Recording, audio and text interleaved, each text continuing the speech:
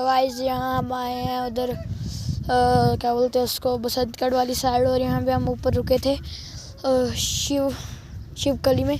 तो गाइस यहाँ पे देख सकते हैं अब हम इतनी ऊपर आए हैं। तो गाइस यहाँ पे कोहरा ही कोहरा है गाइस, आपको कुछ नहीं दिखेगा साइड तक, कुछ नहीं है यहाँ पे, सिर्फ कोहरा ही कोहरा है। आप देख सकते हैं कोहरा ही कोहरा।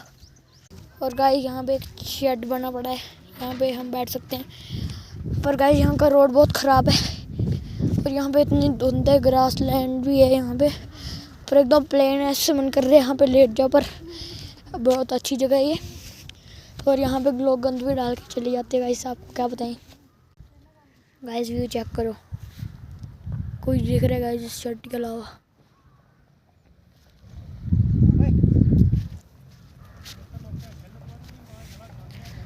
गाइस देख रहे हो कितनी